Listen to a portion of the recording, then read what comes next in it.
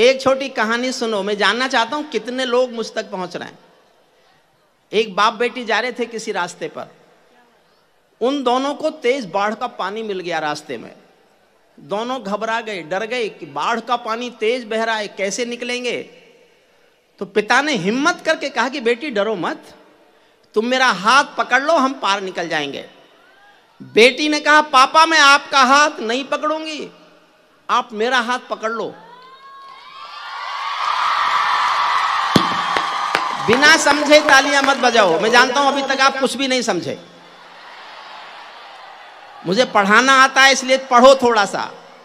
पिता ने कहा बेटी तुम मेरा हाथ पकड़ लो। बेटी ने कहा पापा मैं आपका हाथ नहीं पकड़ूंगी, आप मेरा हाथ पकड़ लो। समझना मैं कहना क्या चाहता हूं। समझ जाओ तो एक बार ताली बजाकर बताना ताकि हरीश को पता चले ताली के। समझ जाओ तो मेरी पूरी बात सुनो। पिता ने कहा बेटी क्या फर्क पड़ता है, मैंने तुम्हारा हाथ पकड़ा या तुमने मेरा हाथ पकड़ा। बेटी ने कहा पापा बहुत फर्क पड़ता है। समझना साहब, समझो तो तालियां उठाना। पापा बहुत फर्क पड़ता है, मैं आपका हाथ किसी मजबूरी में अपने स्वार्थ में छोड़ भी सकती हूं, लेकिन एक बाप अपनी बेटी का हाथ किसी हाल में कभी नहीं छोड़ सकता, कभी भी नहीं छोड़ सकता।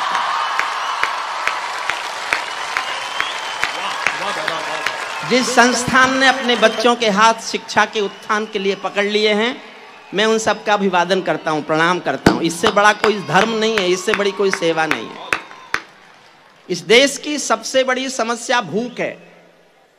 गरीबी और भूख देश की बड़ी समस्या है। आतंकवाद देश की सबसे बड़ी समस्या नहीं है।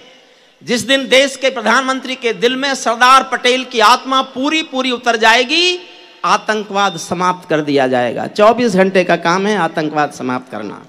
लेकिन बड़ी समस्या भूख है। भूख से लड़ने के लिए शिक्षा चाहिए। उस शिक्षा के संस्थान में अगर मुझे कविता पाठ का मौका मिला है तो ये मेरे लिए तीर्थ कर लेने जैसा है। मैं इस पुण्य समय के प्रणाम को प्रणाम करता हूँ, अभिवादन करता हूँ। भैया हमने आपसे कहा था बैठ जाओ, हमारा अनुरोध मान लो। हमारी बात मान लेते हैं सब, कोई नहीं। आप एक को बिठाने के लिए दो उठ गए। बस मैं एक आज्ञा और चाहता हूं आपसे।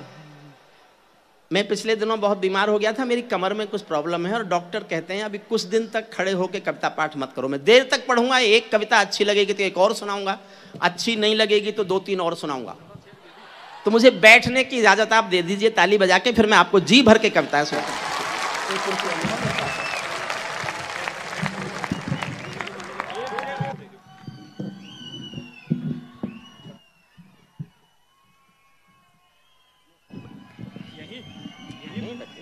माइक ले लो।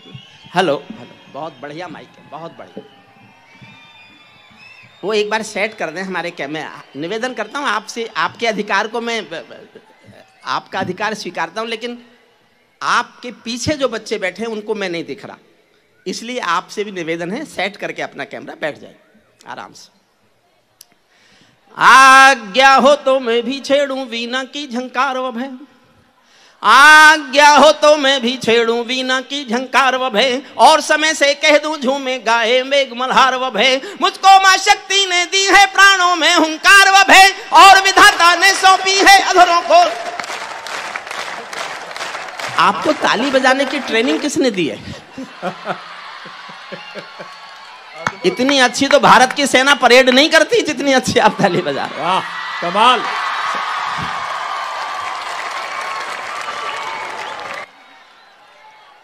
देखो मैं एक समझदार कवि हूं, जाट हूं और फिर भी समझदार हूं।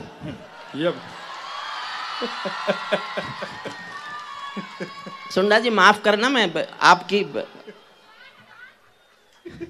जो लोग समय से आ रहे हैं मैं उनको निवेदन करता हूं कि मैं अंतिम कवि हूं। या मैं ये भी कह सकता था अभी शुरू किया है, आप समय से आए हैं, हमने थोड़ा जल्दी शुरू कर दिया। आ जाइए जो आ गए। देखिए थोड़ा समझने की भी कोशिश कीजिए। तालियां हरीश जानता है, हमारी बिटिया गौरी भी जानती है, हिंदुस्तान में कवि सम्मेलनों में तालियों के पहाड़ खड़े करने की परंपरा जिन कवियों ने बनाई और शुरू की, उनमें से एक मैं भी हूं। लेकिन उम्र के इस मोड़ पर केवल तालियां उद्देश्य नहीं है। आप 70 के दौर में मैं कुछ दिलों पे छपना चाहता हूं, कानों से सुनने के बाद तालियां नहीं बजवाना चाहता। बजा मन करे तो बजाइएगा, लेकिन केवल तालियों के लिए मैं अब कविताएं नहीं लिखता। मैंने जीवन भर तालियों के लिए कविताएं लिखी। मैं एक दो महत्वपूर्ण कविता आपको सुनाऊंगा। सबसे पहले मेरी सबसे आसान कविता सुनो। ये 4 लाइन में सुना रहा था, सुनाने ही नहीं दी और बिना समझे बात बिना पूरे हुए ताली बजा दी। अब मैं पूरी कर देता हूँ। स्वागत। आज्ञा हो तो मैं भी छेड़ूं वीणा की झंकार व भय, और समय से कह दूं झूमे गाए मेघ मल्हार व भय। मुझको मां शक्ति ने दी है प्राणों में हुंकार व भय, और विधाता ने सौंपी है अधरों को ललकार व भय। मैं तो मां वीणा पानी से केवल ज्ञान मांगता हूँ, जनगण मन की पीड़ा गाने का वरदान मांगता हूँ, जनगण मन की पीड़ा गाने का वरदान। मैंने मना भी नहीं किया है ताली बजाने को, डरना मत, प्रफुल्ल होके सुनो। देखो, एक यहाँ अंग्रेजी भाषा में भी पढ़ाया जाता होगा। मैं भी 40 साल अंग्रेजी में पढ़ाता रहा कानून। मैंने भी, जब मैं पढ़ता था तो किसी ने कहा अंग्रेजी माध्यम से पढ़ोगे तो ज़्यादा अच्छा नौकरी मिल जाएगी। तो मैंने भी ये गलती की कि मैं अंग्रेजी माध्यम से पढ़ा। लेकिन मैं ये कहने का आपको, मेरे पास जो सबसे अच्छी एक ही सलाह है, जरूर पढ़ो अंग्रेजी। आपको कार अंग्रेजी देगी, लेकिन संस्कार केवल मातृभाषा देती है, उसको भूल मत जाना कभी भी। और इस देश का एकमात्र संकट है कि हम अपनी नई पीढ़ी के लिए तय नहीं कर पा रहे कि उसकी प्राथमिकता कार होनी चाहिए कि संस्कार होनी चाहिए। प्राथमिकता संस्कार ही होनी चाहिए। कारें तो आगे पीछे अपने आप घूमने लगती हैं। संस्कार हैं तो फिर संस्कार हैं तो फिर कारें तो आगे पीछे आएंगी।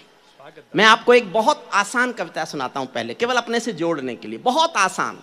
और जैसे ही मुझे लगेगा आप मुझसे जुड़ गए हैं, फिर मैं आपको वो कविता सुनाऊंगा जो मैंने 29 साल कश्मीर की 370 आर्टिकल को हटाने के लिए चीखा हूं मैं देश भर में, 29 साल। और एक कविता फिर मैं पड़ोसी को भी सुनाऊंगा।